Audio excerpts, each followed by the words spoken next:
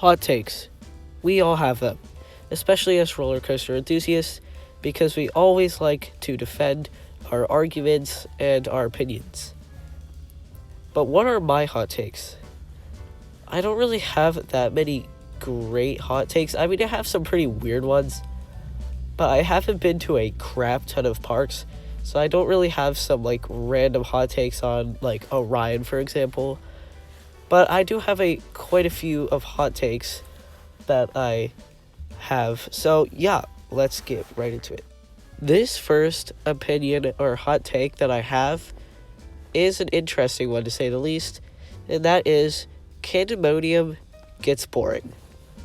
And maybe it's because I've written this a lot, but I don't know, I just don't enjoy Candemonium the same as I used to.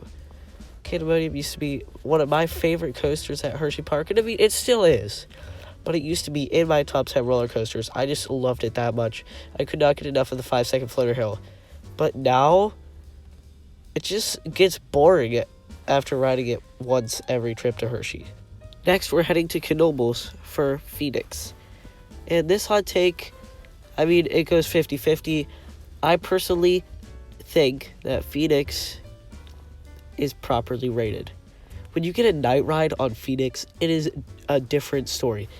In the back row, or even towards the back, it is absolutely insane. The airtime pops are tremendous. The next hot take that I have is that Candemonium is not a top tier B&F hyper. I don't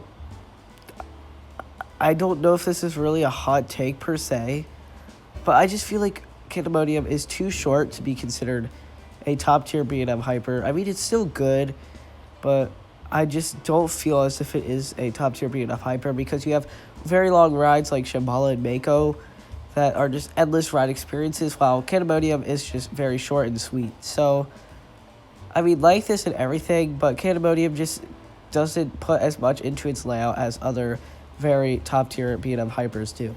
Also, I just wanted to give a quick disclaimer real quick. I have a bit of a cold, so if I seem congested or sound congested, that is why. Anyway, my next hot take is that Millennium Force is an underrated ride. I got into Millennium Force, and I heard everybody say about how it was super overrated, and I got on it, and I was blown away by the ride experience. Very good drop, forceful overbang turns.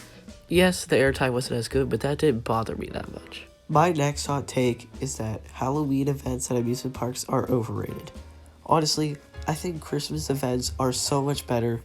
They're just so much more heartwarming and bring so much cheer.